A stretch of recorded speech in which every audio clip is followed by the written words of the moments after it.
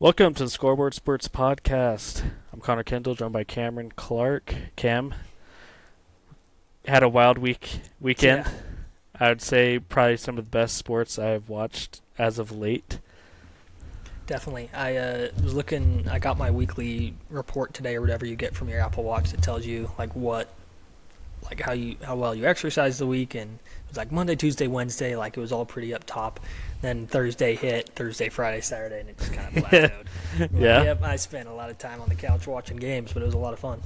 I thought you were going to say that you saw your heart rate, and on Thursday and Saturday, it slowly started, the average climbed up. But I'm sure that happened too. we'll get more into that. But, man, just to recap the week of games, the tournament started on Thursday.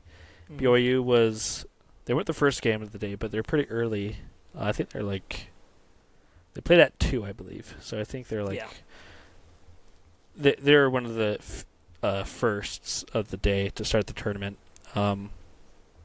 Besides the BYU VCU game, which I think we did we cover post game on Thursday? I can't remember. Not No, we yet. didn't. No. So we'll talk about that and the big game on Saturday. Besides the 2 BYU games, were there any games that stood out to you as entertaining, nail biters, a surprise? Here, I'm gonna share my screen real quick. I've got Okay. our bracket pulled up. That's what I don't know if I want to show our bracket. It's not doing terrible. Like we still have all of our Final Four teams. Okay, that's So- good. I was, because that's what I was keeping track of mine, but in the back of my head I'm like, I can't remember if the scoreboard bracket is thriving or not. In fact, we've still got all our Elite Eight teams, so I mean we're doing Really? pretty good there. Okay. Yeah. As I'm just kind of looking through the just the bracket. Here's that top half. Let's see. Of games that I really enjoyed, Alabama Robert Morris was a lot of fun to watch. I would probably say that was my favorite game. Maybe Mississippi State and Baylor. Oh, the first rounds, yeah. Yeah. All the other ones, Michigan, UC San Diego was a lot of fun. But I feel like all of the other ones were kind of duds. Yeah, nothing really too exciting. I didn't get to watch a whole lot of that McNeese-Clemson game. Clemson came back a little bit there, but shout out to McNeese, Amir Khan, representing the student managers out there. Oh, Team yeah. managers. I was one of those in high school, so glad to see we're getting our respect paid. Good. although Where's I'm your not- NIL? Yeah. I know. I'm not making six figures like him. I got like $1,000 worth of gear from my high school for free. Okay, we'll take for that. doing it, and I That's actually good. got paid to do it, so that was kind of cool. Like this is one of the hats from our baseball team. I thought I'd wear it, represent there was a kid at my high school who passed away this past weekend, so I was like, shit. I'll represent him. That's good. I didn't know him or anything, but yeah, it was really sad. But it's neither here nor there. So I thought I'd represent Hillcrest today. But I mean, just kind of Let's looking go. at that, it was a really good first round of games. If you just like, the top seeds winning, right? Yeah. I think the committee, got shown. I don't know if that's the right way to say it, but like the committee showed that they were right with all their picks, except for maybe North Carolina. That was a dud. But other than that, and Texas. But other than that, I feel like the committee did pretty well with their picks. Not a whole lot of like upsets. No, Which I and feel that like you don't see a lot. no, and that was one thing I was going to bring up actually is I know Stephen A. talked about it a lot today on what's the show called? Get Up, I think. First take, First Take, yeah. Who's the Get Up? Is that Greenberg, Mike Greeny? Greenberg. Yeah, Greeny. Okay. Stephen A. on First Take is this going to be kind of the make it or break it year for the tournament in terms of there's no double seeds in the Sweet 16. Yeah. Like Cinderella going to be very like hit or miss from now on with NIL, with the bracket potentially expanding. But no, the committee definitely nailed it on the head in terms of seeding. I mean, can we count how many upsets there were? I don't think there were more than 9. Yeah, because I remember like believe. after we did our bracket, going through all my brackets, I tried to make sure I had that number of 9 upsets. Mhm. So you led me astray there. Let's see. We got Creighton, which mild upset. We got New Mexico. Let's see. Nothing Colorado in the East region. State, Drake, Arkansas. That's 5. We got And then McNeese. Was there nothing in the East? You said Yep, 6. So that's So 6 upsets. That's insane. That's And then if you actually wanna wild. count second round as well, you have Arkansas beating St. Joe's, and then BYU over BYU over Wisconsin, Wisconsin. and Michigan, I guess. So Ole Miss, that's Michigan, yeah. 4 more right there. So there's our 9 upsets. We've had 9 upsets in Okay. the tournament so far. Every 1 and 2 seed has made it. Well, except St. Wisconsin- John's. Oh, that's right. I forgot about St. John's. Wisconsin and Iowa State are the only 3 seeds not in it, which I was bummed about that Iowa State loss. But That was ugly. That was an ugly game. I didn't Yeah. know that Ole Miss was built like that, so to say. I didn't know they'd come with the firepower. Just basing off my knowledge of Ole Miss basketball when BYU played them early in the regular season. mhm. To backtrack, I mean, it was a pretty good week, though. Yeah.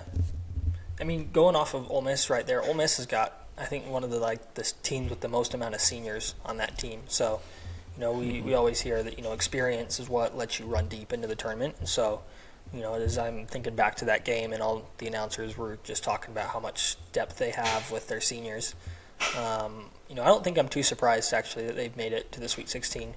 We saw Iowa State was injured a little bit with Keyshawn Gilbert. Is that his name? Keyshawn Gilbert? Something like that. Mm-hmm. Him being out. So I actually wasn't too shocked that Iowa State got the early upset. But still, shout out to Ole Miss for making it. BYU played them earlier in the year, like we talked about. BYU, I was looking today, 1-5 this year against teams that made it to the Sweet 16. The lone win coming over Arizona, and then the 1 loss to Arizona, 1 to Texas Tech, 2 to Houston, and then 1 to Ole Miss. So yeah.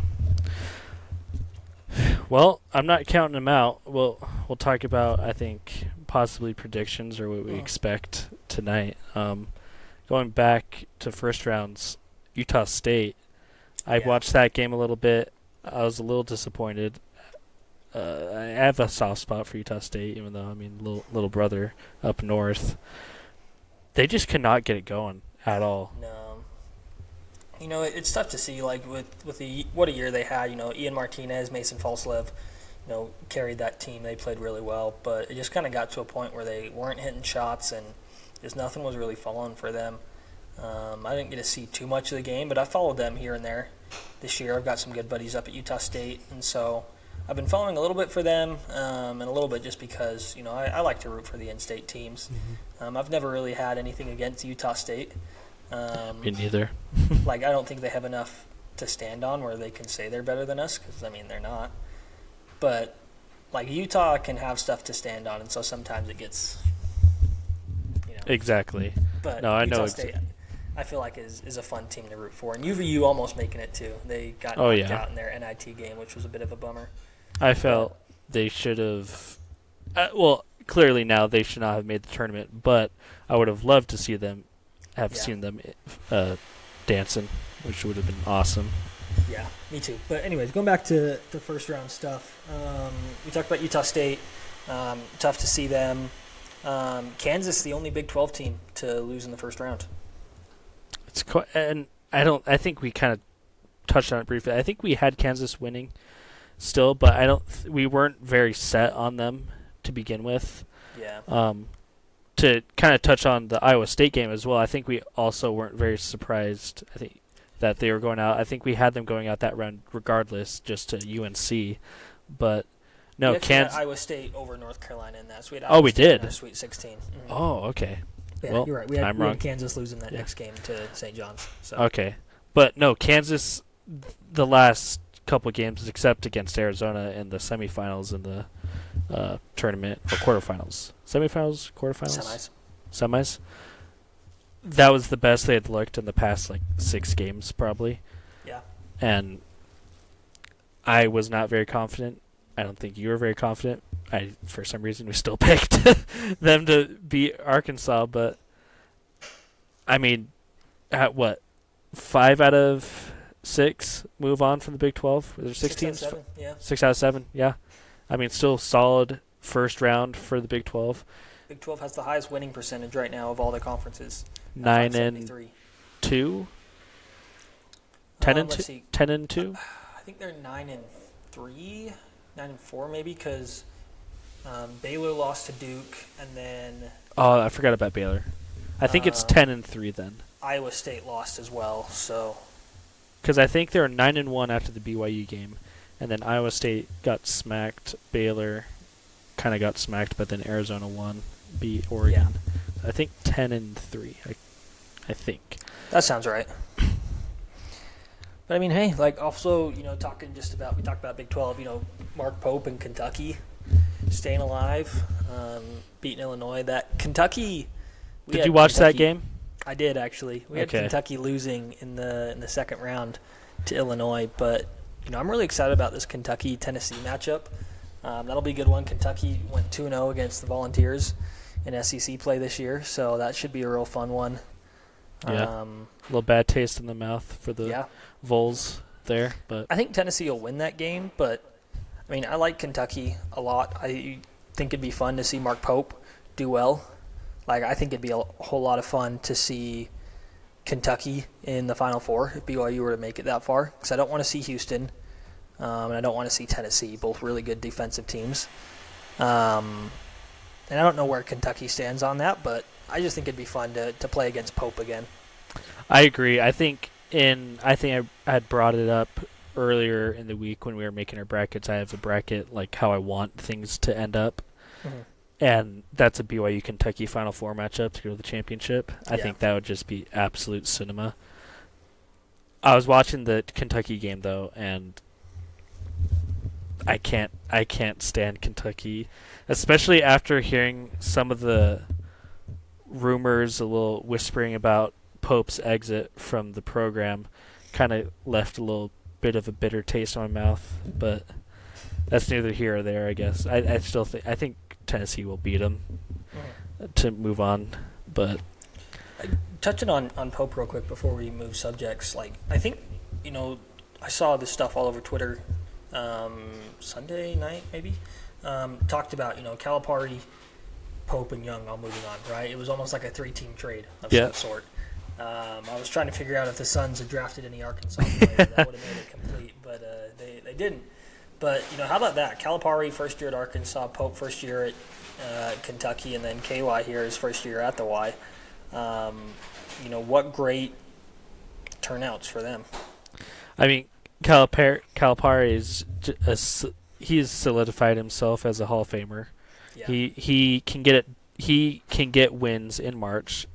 As of late, was not a good track record, but he can win. He has proved that he can win in March. So that hasn't been as much of a surprise to me. Pope, on the other hand, I think his character and his love for Kentucky has definitely helped the program. Because you didn't really feel that from Calipari, not nearly as much as Pope. I mean, he bleeds Kentucky blue. And so that helps with the transfer portal. It helps getting guys to come over and buy into your program. You look at his success at BYU. It was successful in terms of the first season in the Big 12, blew expectations out of the water. In terms of Big 12 analysts, BYU fans, you look at his WCC runs. Nothing too crazy. I mean, that 2020 season was probably his best season in the WCC, and we couldn't see that team all the way through because of COVID. But, I mean, that's why I haven't been too sold on Kentucky in the tournament, just because I know Mark Pope's tendencies, how he likes to run his offense. But I'll say this, Colin Chandler has kind of stepped up for that team with the absence of Jackson Robinson. He was getting some minutes when Jackson was healthy, but he's definitely been getting more since the injury, which I'm not entirely sure what happened to him. I know I saw him in a cast, but I haven't looked into the I think it injury was an report. ankle, Was it something. ankle? Because I could have So. sworn Is it Jackson against. Robinson? Is that his name? Yeah, yeah, that guy. I never saw him play, so it's like I don't even know. Oh, really? Oh, that's Yeah. right. Apparently he's from on3.com taking on the role of an assistant coach during the tournament. So, wrist Okay. surgery. Wrist surgery. Okay, I thought I saw him in a cast in that last game. But Colin Chandler stepped up, which makes me mad because top recruit one of the best recruits BYU had signed prior to AJ. Yeah, I mean, look at where we're at now, right? We have Xavion Staten and AJ, who are both, I think. Well, I don't know if Xavion was ranked higher than Colin Chandler. He may have been, but still, like, you look at where we were. It's almost like I think Colin Chandler was like a top 50 prospect in the nation. Xavion was like 27th or something. Mm-hmm. That sounds right. But I mean, I can't complain. From what we lost to what we gained is astronomically way better for us, I think, in the long run, but still a little salty when I see him hitting those. He hit a logo. I mean, the logo is basically stretched out to the 3-point line on these courts, but he hit a deep, almost logo 3, which I was like, gosh, that was a really good shot, but you should be in BYU blue maybe doing that. But hey, shout out to my cousin, though. Locked down Colin Chandler in high school. He was Okay. in the same region. My cousin played for Syracuse. Chandler, obviously, up at Farmington. I was talking with my cousin a couple weeks ago. I guess he worked out with Dallin Hall. So it's pretty cool. My cousin, he's dang, He's okay. right here at BYU right now. He was talking with me a couple weeks ago. He's trying to walk on to a school somewhere to go play ball. He kind of gave it up post-mission, but now he's kind of thinking about it again. Like, well, I don't know. Maybe I could try somewhere. So I get into those feelings as well. I mean, the other week I went out and started kicking balls, and I got the itch. I was like, man, should I do it? Should I apply to BYU? Should I try and see if I get accepted and then just try and see if luck is on my side and walk on? But I know those feelings. Hey, with that extra year of school playing it, is Southern Virginia, is that a JUCO or is that a 4-year school? It's a D3 school, so 4-year. I mean, hopefully with this lawsuit that's happening from, I think the player was from Wisconsin, actually. Hey, you get your COVID year. Yeah, my COVID year. I think my COVID year is this year, but hopefully with the ruling of this Wisconsin player that, because I think he played at a D2 school, and he wants that eligibility back, and so with this potential ruling, it could wipe out all playing within NCAA from Division 2 and Division 3. It could just be attributed like JUCO has. Okay. So we'll see if that passes. If so, then I have 4 years of eligibility with D1, so we'll see. But no. And college athletics is insane right now. Yeah. Wild stuff, but it's a good time to be a BYU fan. Oh, yeah. I think we touched on, I don't know if there's any other games you wanted to touch on from round 1 and 2, but let's jump to the BYU VCU game, I think, first. There's a couple games in the second round that I might want to – there's certain parts I want to pick your brain on, but let's talk about the BYU VCU game. I was more nervous about this game than I was against the Wisconsin game. Same. I think every BYU fan was like that, and I think that goes to show, especially with the crowd turnout in the first round compared to the second round. Yeah. But they looked pretty good in that first round game. I think they looked even better in the second round game, which is incredible. It's great to say, but what were your takes? What were your thoughts from the first round game against VCU? I threw it up on the Instagram, but I think just seeing Yegor ball out, right? We called it. We texted. I was like, hey, I think, yeah, you nailed it right on the dot. You nailed it right on the head. And so seeing that was really cool. It's been fun to see Yegor step up. Like we talked about, we thought Richie might be held back a little bit in that first round game. But as I'm just kind of looking through the stats right now, something I didn't realize until now, but Malik Mag got more minutes than anyone in that VCU game. It's been fun to see him step up. Oh, yeah. And so it's been cool for him. It's been fun to see Cabo with those blocks. He had 4 blocks against VCU. Even though Richie struggled, only going 1 of 6 from 3, 6 of 12 from the field, 4 rebounds, 2 assists, 2 steals, only 2 fouls. So it's fun to watch. Foose had a great game in that one. 13 points for him. Cabo, 9 points, 9 rebounds. I think it was just a good all-around game from the team. I think the biggest thing, I was just shocked to see Max Shulga just kind of underperform in that first half. He ended up with 12 points, which their leading scorer only had 12. They had 3 with 12. Clark Shulga and Bamisile, I don't know how to say his name. But something like that. You but did a good job.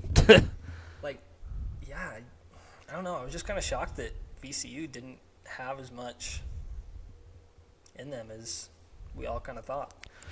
No, they played pretty good defense on us, which I think was the expectation going in from a Ryan Odom team. Even with how good the defense was, I still felt BYU was getting the shots they wanted. They just were not able to hit them, which is kind of a good sign, seeing that they still were able to put up 80 points.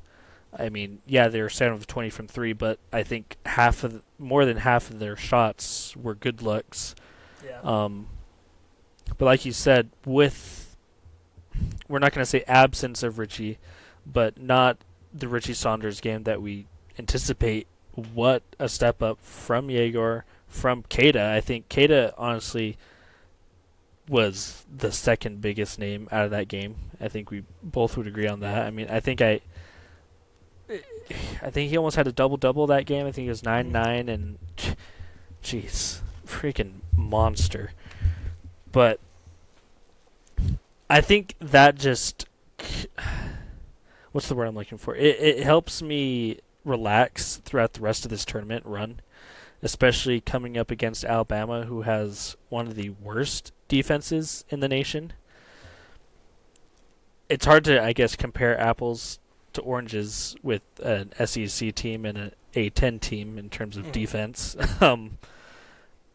But it definitely, I think BYU will be able to keep up with Alabama. We'll touch on that a little later. But because of this first-round game, I think it was one of the tougher first-round matches in terms of upset alert, I guess you could say.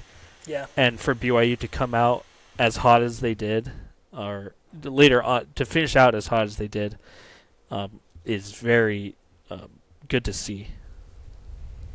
Yeah. I'm looking right now, trying to figure out, we talked about how VCU was, number 1 in the country in, effective field goal percentage against, right? They just don't allow a whole lot of shots. No, they're in your face. They will not allow you to take a good shot, which we saw at times, but at the same time, like I said, I felt like most of their BYU shots were pretty good takes. Yeah. BYU shot 50% from the field against that team, right? There was nothing, that wasn't really falling for BYU. When you shoot 50%, that's insane. We heard about how VCU, was another team that put up a lot of threes, right? They shot 38 threes in that game to BYU's 20, and made 15. BYU only 7 out of 20, but still BYU had a greater field goal percentage at 50-41 and a better free throw percentage at 68-67. So they out-rebounded them. They had more blocks, more turnovers. And also to say they had a better field goal percentage to VCU's. I mean, VCU shot 6 free throws to compare to BYU's 28. So Oh, yeah. I think that's a number to point out there. I just realized the that. percentage Thank you is for a little pointing that out. deceiving, Yeah. but I mean, still, though, to only foul that many times, oh yeah, and then to be able to go to the line that many times, like, that's pretty good. no, it's great, and I think to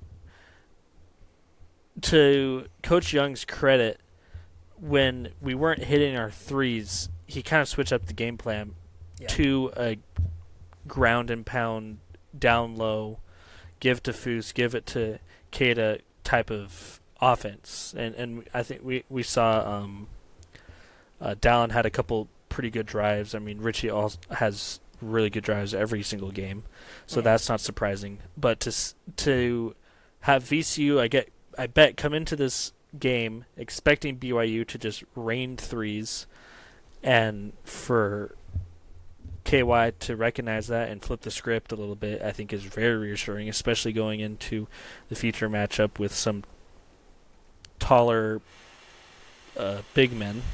Yeah. Is very reassuring, especially you look at the Wisconsin game as well. They had some of the taller players that BYU has faced this season. Had a couple 7+ footers down low, but they're very unathletic, which Foose and Keita took advantage of. I felt so to see them get into a groove. But what about Keita's free throw shooting though? Yeah. I mean, he was abysmal the entire season. I think he was almost sub 20%. I think at one point for free throw percentage, and he has. I know he made 2 last game. He was 3 of 8 against VCU, so I mean 5 of 11. That's pretty good, I would say, for Keita. Yeah. I mean, the thing with Keita is like he hit him like when he needed to. Mm-hmm. Right? Ultimately, yeah. I mean, you wish that Stevens would have gone in. Another thing I noticed about VCU was I think attempted 4 alley-oop dunks for Keita, and not one of them happened. It was just kind of like hack a Keita. I think is what it so. felt like You're right. Yeah. For VCU, which isn't a terrible strategy. I mean, we talk about it. He's a 40% free throw shooter on the year, and so I mean, you might as well foul him. But yeah, I'm trying to see what his free throw percentage is this year. As you look at that up, I think that just the free throw percentage or shooting for the team as a whole, at the beginning of the season, again, it was bad.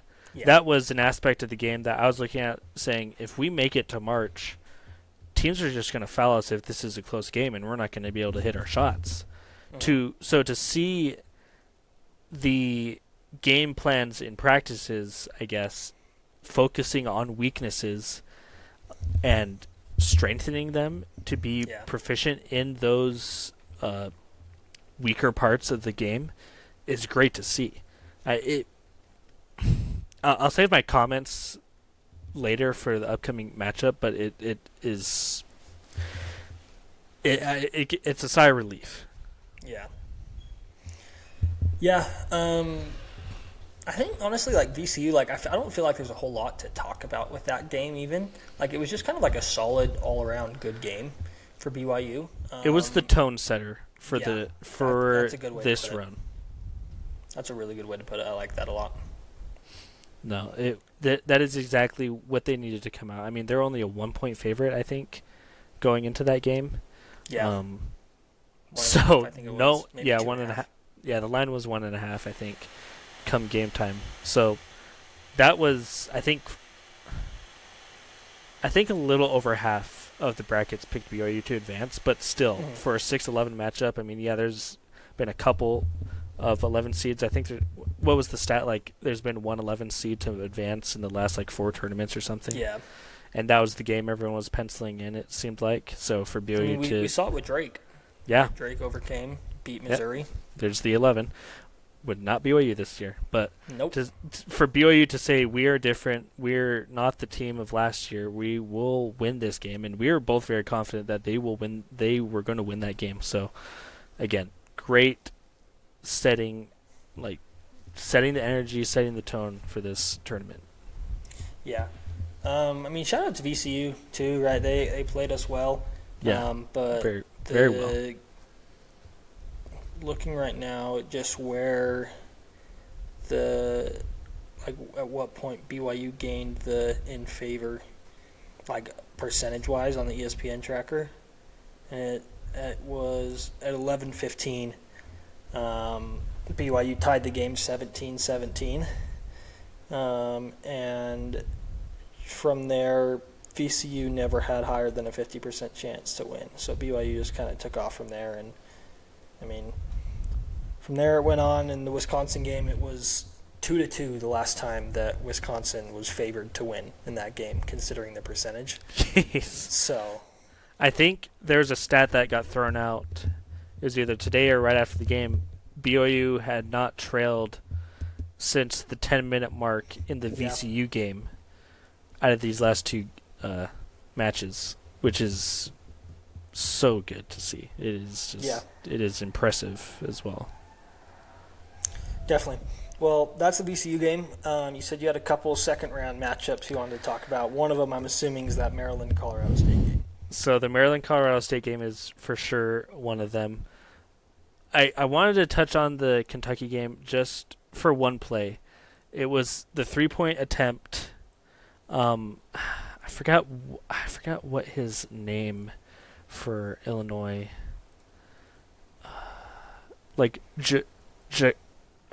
Jakunis. Yeah. Do you know what play I'm talking about? I don't. So, I wonder if you could look it up. It would help. He is in the corner. I think Illinois is either down. They had momentum going in. I think they had cut it to single digits. This was either to cut it to 6 or 3 on this shot. He pump fakes, gets, I think it might have been Owe in the air, and he's coming down, and his knee hits the arm of the Illinois player, hits his elbow. He then moves over to go and attempt the shot, and then the Kentucky player hits it out of bounds. They call it Kentucky ball. That play, it's not huge because ultimately it didn't really matter because Kentucky, I think, just went on a run to close out the game. Mm-hmm. This is just it just confirms, I think, my comments my comments and what I had seen from just the BYU game the day before and how abysmal, how bad and inconsistent this officiating has been in this tournament, period. Yeah, hasn't been great. No. But I mean, I don't know. Like, I feel like a lot of times the officials get a hard rap. Glad to see, Bert Smith was in that game. I think he was the one that reffed, if I'm not mistaken, he was the official when BYU played Iowa State both times. He reffed those games. Okay. Let me double check on that. But, I mean, yeah, I think officiating is always going to be bad, no matter what, just from like a fan perspective. Wow, it was Bert Smith. Or Brett Smith. Is that the same guy? Brett, yeah. Oh, no, there's a Brett Smith and there's a Bert Smith. Oh. Almost. Yeah. You almost had peak ref knowledge there. I That know. was almost crazy. Holy cow. I couldn't name one ref, honestly. There was another person that I pulled out of thin air the other day, and I was like, why the heck do I know that? It was in my biology class today. But that's another story. Yeah. We'll talk about sports. We'll talk about biology. sports. Speaking of sports, the other game that I want to bring up is that Maryland game. Colorado State, oh my gosh. I hadn't watched, I don't think, very much Colorado State basketball. I think I'd watched bits and pieces for when they played Utah State. That was a travel, right? 100%. I mean, if we want to go by like the official rules, I saw someone post something on X. I think it was Jonathan Tavernari. It talks about the gather step, and it's like non-existent in college, right? Hearing what everyone else has been saying, like I don't know if I really have like a super strong opinion on it. Which I guess in this industry you have to have an opinion one way or another. But I think I'm just like after like seeing what everyone else. Yes, he took 3 steps without dribbling, but I think part one of them was that gather step, and so I don't know. Like I'm okay with it being called the way it was, but I also can see like why and everyone else would be upset by it. Yeah, I mean it's tough. Just on, I mean, I wanted Colorado State to win. I wanted the upset. I wanted something crazy to happen. I mean, Colorado State, I don't think they're not that much of a Cinderella team, I guess. I would say in terms of their skill level and the run they've been on. I mean, I think they full-heartedly deserve to win the Mountain West. New Mexico was a close second behind, but obviously they fell to Boise. But Nico, I don't know even how to say the coach's last name. The coach for the Rams, I mean, he said it best. Like, he didn't really have an opinion as well on to say, but he basically closed out that question as well. They didn't call it, so leave it as B. Yeah, Medved. He's actually going up to, I think Minnesota hired him as their head coach. Minnesota, okay. I didn't realize it until after the game was over. In real time, I didn't think it was a travel. I didn't notice a travel. I thought it was just a really good shot. But that was something I wanted to bring up just because I thought you for sure would just say, "Oh, that was awful." That was. See, I'm watching it again right now. He needs a NIL deal with freaking travel.com or something, whatever, Expedia or something. But yeah, I'm okay with it not being called a travel. Like you watch it in slow motion, it looks way worse than in real time, but because he dribbles and then it's like as he's dribbling that he's taking this step. So I think if he had like dribbled like standing on one foot and then gone like 1, 2, 3, but I think like his step is almost simultaneously happening with the dribble, and so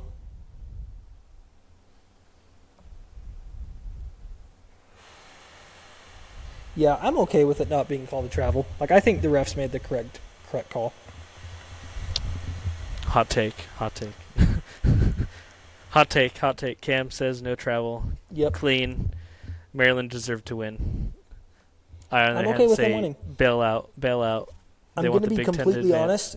I totally fell asleep like at some point during that game and woke up and was like, oh, I wonder who won that game. And I checked back and see the score. Oh, it was Maryland. Okay, cool. I think we picked them, so yay. Yeah. We picked Colorado State. We did? Gosh, Dang it. Come on. Now I'm even more mad. 100% travel. What is this? Refs, open your eyes. Yeah, like even though I'm okay with the officials calling that, like I said, like I can definitely see the argument the other way. Like I don't think there's like 100% like a right answer here. Like I think you can have a very valid argument for travel, and you can have a very valid argument for it not being a travel with the gather step. So very up in the air. Yeah. But no, speaking of bad refs, though, I mean, BYU, Wisconsin, what a game. Come on. Can we not agree on this game, at least, that the officiating was horrendous? Yeah, this one was pretty bad. If we want to look at the free throw shooting, just the numbers, I think BYU actually may have gotten to the line more. Wisconsin shot 9 more. They shot 30. They were 12 of 35. Oh, no, that's 3 points. Oh, no, they shot more. They were 23 of 29. Yeah. Okay, yeah. So that's pretty bad. How about BYU? They're going from 68% in game 1 to 94%. Oh, yeah. Free throw shooting in game 2. That's what won us the game right there. Wisconsin was the best free throw shooting team in the nation, and that's what lost them the game was their free throws. I felt while watching that game there was a lot of like ball don't lie moments. Oh, where 100%. they would take that free throw and then they'd miss it, right? And so I wouldn't say honestly. I don't know if their free throw shooting lost them the game per se. If anything, I think it got them into the game because of those foul calls and that they were able to execute and chop into the BYU lead. That's just my opinion, but some of those calls, holy cow! there were so many. There was at least 2 ghost calls that I could not believe were called, especially on that baseline where John Tanji was driving, and Yeah. I mean just brushed down Hall's like arm hair or something, and you gotta call that, I guess. But Yeah, so Wisconsin 82.8 free throw percentage on the season as a team, shot 79 this game. So I mean, not too far from the difference for them, but kind of crazy. BYU only shoots 70% and shot 93% in that game. I mean, if we look at it as a season, obviously, as we look at it as from a whole season standpoint, 70%. The last half of the season, that number is probably that number is probably higher up there, I would say. Yeah. So again, I think this goes to my point last time we were on, where I think BYU's defense is undervalued. Their free throw shooting is undervalued, and like Locked On Big 12 analyst, I always forget his name, but Drake Toll keeps I'd have to look at the site that he refers to, and it brings up national stats. And as of now, I mean, I don't think the stats will change, but as of now, BYU is a 0.1 favorite over Alabama, like 96.6 to 96.5 or something, which I think if we were to take the midway point in the season and calculate those stats, I think the margin of victory would be much higher for BYU. Yeah. I think that brings up a good point. I think with, like, even you look at the way that BYU played against Wisconsin. Like, you just take those numbers and calculate it up against Bama. Like, Bama plays really well. We'll get into it more when we talk predictions for the Bama game and break that down. But, like, Wisconsin was a very, very good shooting team. They played a lot like BYU, where there's not a lot of defense. There's a lot more offense, a lot more threes taken up. John Tanji, one of the greatest basketball players, by far the greatest performance in March Madness so far by a single player. Oh, yeah. 37. LJ Cryer is the only other one who put up 30 in a game. So, I mean, John Tanji was unstoppable. He definitely got some help from the refs. But, yeah, overall, really, really good game against Wisconsin. No, I think you take out Jordan Love, you take out Etchcombe. John Tanji is the best individual player BYU has faced all season, I would say, as far as a performance base against them. I'd give that to you. Best individual performance. I think even over, like, what was his name? Number 5 for Iowa State in the Big 12 tournament game when he kind of went off. Okay. I don't know why I'm forgetting his name, but yeah, I agree with that. I think Tanji best individual performance against the Cougars so far this year. No, 100%. Let's see, number 5 for Iowa Curtis Jones. Yep, Curtis Jones. Yeah. No, yeah, he did torch us. But I honestly, I don't know. No, and I'll explain my feelings for the next game. I was nervous that the game plan was going to be solely focused on Richie, which it might have been, but if that was the case, BYU did an excellent job at breaking it down and dismantling their game plan, which led to them taking that as big of a lead as they did. But for Richie to still drop 25 points, I think it's a loss of words, honestly. I don't know how to describe it. It's probably his best performance of the season, I would say. I mean, win or go home mentality, and I think they all have that. Well, I'm a little scatterbrained right now, but maybe they don't. Maybe that's a plus to this BYU team right now, and it might have showed in the Wisconsin game that they're not on their heels like they have been in the past tournaments where they see the big brands that they didn't face in the WCC. They get to tournament time and they're on their heels. They're anxious. They're like, oh shoot, we lose this game, we're done. I think they have the edge, and they're thinking, we're going to beat these guys. We can beat these guys. We are playing the best basketball. We are so united as a team that nothing is going to stop us, and we are going to win. I think a lot of that comes with the experience, right? Like, Nell has played in now 3 NCAA tournaments. Foose has played in those 3, right? Whit Mag's played in these NCAA tournament games before, right? And I just think over time, right, it's going to be tough because, right, we have Yegor leaving. We have, I guess Cannon might stay, right? But ultimately BYU, whether you like it or not, is going to turn into a one-and-done type of school. But there becomes a precedent where now you see our coaching staff who they've been here before, right? They know what it's like. They know what it takes to win games in March, right? And so you're going to see these teams, these BYU teams in the next couple of years feel like start to inch closer and closer to where this isn't much of a shock but more of an expectation. You said it very well. This is going to be the new standard, is getting to the Sweet 16. From the Sweet 16 on is where the future teams will prove themselves in BYU history as terms of greatness and success. I'm excited. I'm very excited for the future. It gets me more. I think next year, depending on who stays or who goes, will be the greatest BYU basketball team on paper that has been created. I think on paper, definitely, right? I think AJ, at least like preseason hype, definitely, because, right, with 2011, I mean, we knew Jimmer was good, right? But we didn't know he was Naismith Player of the Year good.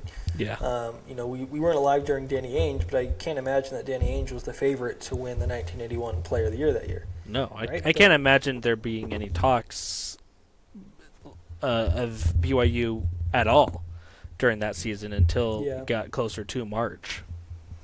I mean, we saw BYU as a 6 seed, right, in that tournament, beat the 11 seed, then beat the 3 seed, then beat the 2 seed to reach Elite 8, right? And we'll talk about, if we think BYU can match that this year, but I think winning and being in the Sweet 16 now, this is the first time without the National Player of the Year that BYU's made it to the Sweet 16, right? I mean, King Top, right? Richie has gone off, right? Has led this BYU team, is playing on another level, but there isn't that one standout player that you can just say, okay, we're just going to give the ball to him and he's just going to go off. All right, we don't have Jimmer, who's averaging 33 points a game in March Madness. We don't have Danny Ainge, who's going to make that last second layup, right? But we have a Richie Saunders, who's a glue guy who holds everyone together, who can make the shot, who can play defense. How about 6 offensive rebounds for Richie in that game? I think that might be the greatest stat coming from that game, right? He was just in there and just putting up more shots. And, without those offensive rebounds that Richie pulls out, I don't think BYU wins that game. No, I think the farther this goes, the more aggressive this team will be, which is not something or not a character that any BYU team has really had in years past. Yeah. I think everyone in Provo, right, all of Cougar Nation is starting to feel it. There's just something different about this team, right? Kevin Young has brought this team to another level that Pope couldn't bring him to, that Rose couldn't bring him to, right? But it's a fun time to be a BYU basketball fan, and, things are only looking up from here. 100%. Now, going back – sorry, go ahead. Go for it. No, I was just going to say, going back into that Wisconsin game, biggest, takeaway for me heading into this Alabama game, I think, was Moet Mag's defense on that last possession against Tanjay. Yes. Right, where he just stood straight up. That's textbook defense right there. Every single coach will be showing their kids, hey, this is how you play defense right here against a, third-team All-American in the country, right? And I think that was the biggest play for me in that game. But I don't know. What are your thoughts, the game overall and how it leads us into Alabama? No, that was clearly the biggest play of the game overall. I think the defense just as a team in general was great, really good. especially with the Wisconsin team that I had. You're just only going to go up from here in terms of offensive efficiency. Wisconsin has a better offense than VCU did. BYU played pretty good subpar defense against VCU. I mean, they allowed 15 threes, which that was not good, but still got the win. Yeah. Going to Wisconsin, led the entire game, did not trail once against a very good shooting team, and they only shot 34% from three, and you shot 46% from three. Yeah. So the defense in that game I thought was outstanding, and it gives me a lot of confidence going into this next game. Yeah. I think with all that, I mean, I don't know, is there anything you want to touch on real quick before we move on to predictions of Alabama? Not yet. I don't think so. I think most of the points I'm going to make are in the Alabama game.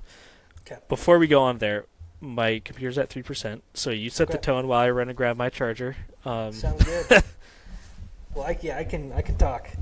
So, I mean, Connor will hear this in the editing, but as the team came home from Denver, me and some of my buddies went out to the airport to welcome the team back home. So it was a lot of fun. Diego, first one out of the plane. You see him with his camera walking through, which was a lot of fun. You see, what's his face? You see Richie Saunders come out, right? And everyone's mobbing him. Foos, Kaba. But, something that I thought was hilarious was, so as Dawson Baker is coming out, all of a sudden there's this kid, I don't know, maybe 13, 14 years old, and he's got a plastic bag, and he kind of stops Dawson. He's like, "Hey, Dawson, will you sign this?" And I'm just kind of looking at him because it's right in front of us, and we're like, "What's going on here?" So everyone else behind Dawson Baker has stopped, and all of a sudden this kid pulls out a protective cup from this bag, right? Something you'd wear in baseball or football, right, to protect the groin area.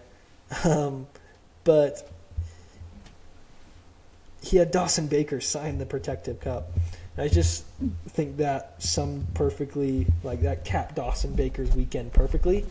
Just where, right, Dawson Baker signs the protective cup that some kid in the audience had as they were welcoming the team back from Provo or from Denver. Flagrant 2 was ejected for, having. We can't say it was 100% an accident, contact to the groin area, right? But some kid brings his protective cup out and has Dawson Baker sign it. Might be one of the most legendary things I've ever seen. I saw you tweet that, and that is very legendary. What was his reaction? I don't know if you said it, but what was his reaction? He was just laughing. He's like, "Oh my gosh!" And he was laughing. He was loving it. They got a picture of it. I think on the BYU men's basketball Instagram page. Just of him holding the cup. Let me see if I can pull it up as we're talking about it. But we can move on from that and go to Alabama.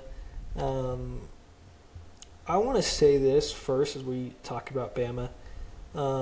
They scare me a lot more than VCU does, obviously. But here's why. Their bench scoring is number 6 in the nation. Our bench scoring is number 14 in the nation. Their pace is number 1 in the nation.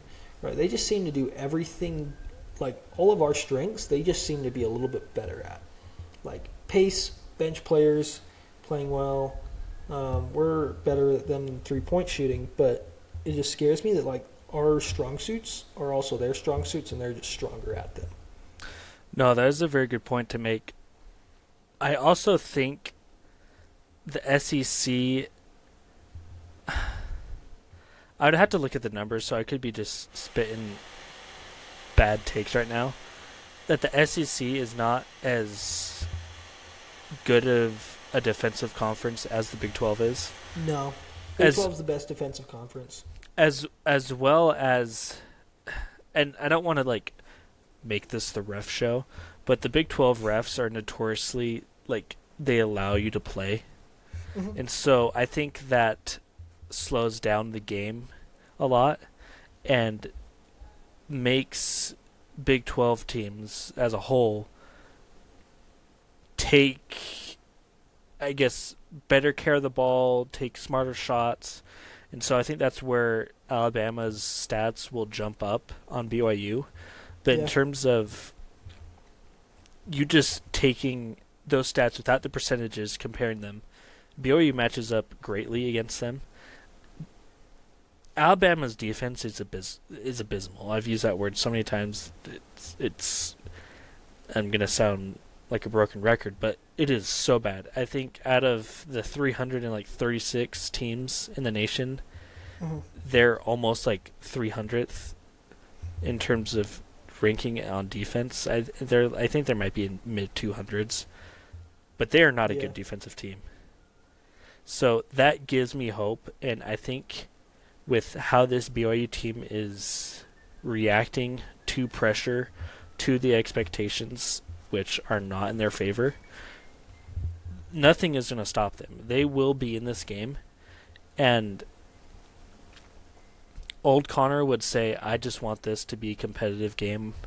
If they lose by 3 or by a last-second shot, like, I'll be happy, which I think in the end I might.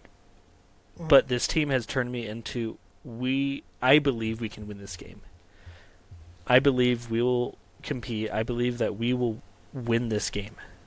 And I don't think any BYU team, football or basketball, has really sparked that much confidence in me personally. I don't know about the rest of Cougar Nation, but there's just something in the air and something about this team that says, yeah, we can beat Alabama, and I think we will beat Alabama.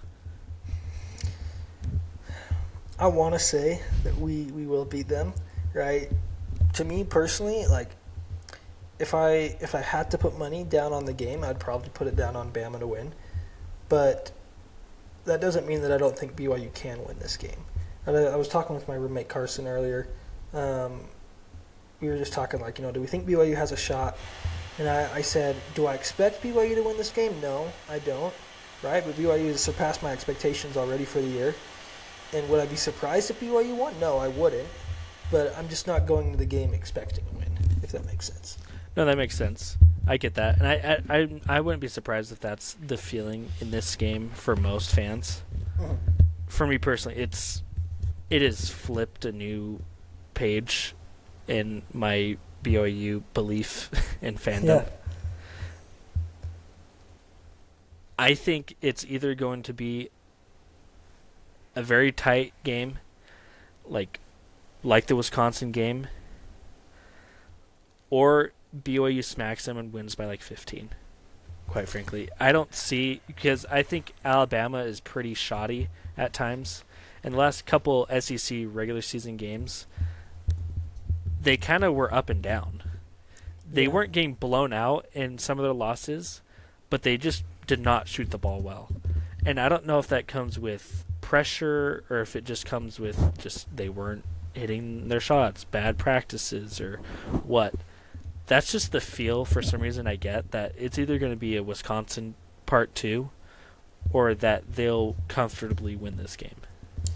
Yeah, I doubt it would be like a blowout for BYU, only because Wisconsin leads the nation in points per game.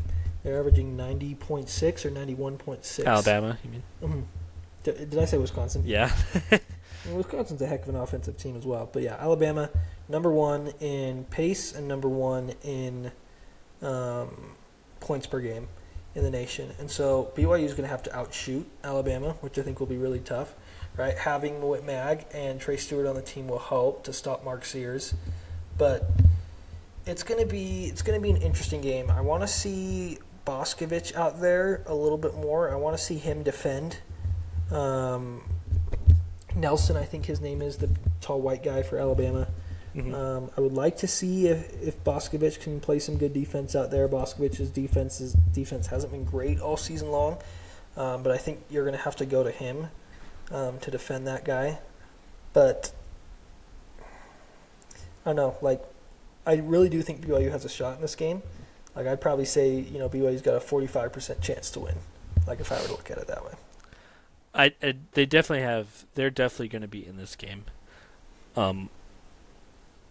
The bigs, I think, is what scares me most about this game. Yeah. And it is what is his name? I know the big you're talking about, and he is far more athletic than any of Wisconsin's bigs. Yeah, Grant Nelson. He is the player that I'm worried about. Sears is going to be Sears. He's going to make plays. Type of game. Yes. I honestly, I think the Wisconsin game might have helped BYU in preps for. Mark Sears is based. I see him as like a Jalen Brunson type-esque player. I've heard that, yeah. And honestly, I think the Wisconsin game might have prepped BYU more for that type of guard play. So I wouldn't be surprised if they have an answer for Sears. It is Grant Nelson that I'm worried about, that our bigs or whoever is on Grant Nelson or any of the centers or forwards, that is going to be the key defensively for me that I'm going to look at. Because if they start getting a hot run, because we're not the tallest down low at all. No. I think we might outsize them in terms of physicality. Yeah. But that's the aspect that gets me a little nervous. Yeah, so Mark Sears averaged 18.7 a game this year, 3 rebounds, 4.9 assists. So a little bit less than Tanjay, but Mark Sears was a first-team All-American. Yeah, you had to take. Well, was he an All-American? Second team? Yeah. Mm-hmm. So they're not going to. I mean, first team, second team. I don't know your opinions on the difference in skill level. I mean, I don't think there's much. No. I mean, you mentioned Sears' averages. He was below all of his averages against St. Mary's. Yeah. St. Mary's is a very good defensive team. They are a very good defensive team. Those Aussies know how to defend. Oh, yeah. But I think we both made our takes. I'm excited. Are you going to go to the Marriott Center? I will be there. You'll be there. For anyone that doesn't know, watch party at the Marriott Center. Doors open at 4. I'm pumped. I'm going to try and get there. I think. If I'm excited. There, we'll have to do like a post-game reaction, like live with halftime live or something. Oh. Post-game live. That'd be. We should try and do that. Actually. I like where your head's at. All right. Maybe we try and get final predictions. We set on these final predictions on Wednesday before the game. Yeah. So yeah, we'll throw that out. It'll be a little quick. We'll probably do it at the beginning of the show Wednesday. Yes. Wednesday we talked about is going to be our MLB season preview. Yep. Here on the Scoreboard Sports Podcast. How about what a day Thursday is? Opening day has got to be my favorite day. People ask what my favorite holiday is. I always say opening day. Opening day. It's the American holiday. Sweet 16 and opening day on the same day. Like usually I'm decked out in Angels gear that day. Like what are you gonna wear? I don't know. I might have to wear like an Angel shirt under my Jimmer jersey. Okay. That's probably what I'll end up doing. But can't complain there. It's a good time, man. To be a BYU sports fan. I've said that probably like 80 times on this podcast already, but it's true. Future's bright is going to surpass all of our expectations. Yep. As the quote, not a quote, a lot of tweets saying, "Stephen A, are you watching now?" I think he'll be watching. He better be watching this Thursday. I mean, if he's not, he ain't prepping for next year. But I mean, something to keep in mind. One of AJ's top 3 schools was Alabama. So Alabama's angry at BYU already. Can you? Oh my gosh! I'm not going to speak. I'm a big believer in jinxes, but I'm not going to say anything. I was just going to look something up. I can't remember what it was, but. I remember. I was looking up. I wanted to see where Alabama's defense ranked. Because I'll make a bold prediction right here after I see Alabama's. Okay, I don't want to pay for any of this extra stuff. EvanMaya.com is where I'm getting this stuff out of. He's a good guy to go to. I like his stats. Really I trust good. his input. So far, I think he's actually almost been like pretty spot on in terms of tournament contenders on that graph he put out a couple days ago or a week He has ago. Alabama as a top 5 team. He doesn't have John Tonje as a top 10 player, though. So, I don't know, something to keep in mind. But as I'm looking at team rankings, defensive ratings, so Houston, St. John's, Duke, Michigan State, Tennessee are your top 5. Where is so Alabama? He has at number 7, 8, 9,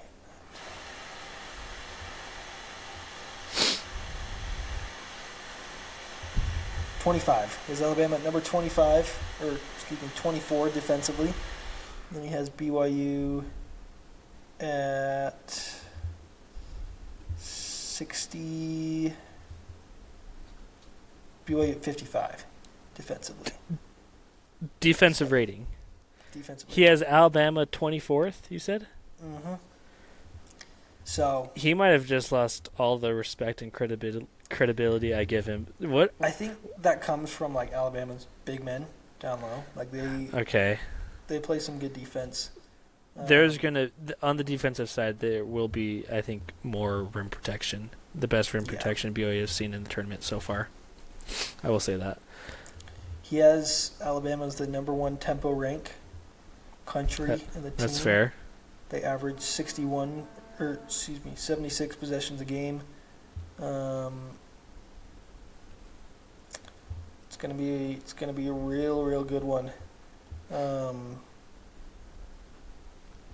Hot take: if BYU wins, Richie Saunders scores upwards of 28 points in this game. That's what I it's gonna agree. take I can see that. to come out and win. I would not be surprised if, say, I think Demon will have a pretty good game. I don't know if he'll have as big of a surprise as he did in Game 1 against VCU. Yeah. I've been calling his name since we've started this show. No.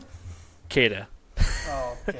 Keita. I think he has more than proved himself in this tournament. I think this might be like the Keita show in terms of just power and just beating up the Alabama bigs. I think that's my take. I think Keita will have an incredible game. Okay. I'm not going to put numbers yet. Maybe I'll have numbers on Wednesday, but that's as far as I'll go right now.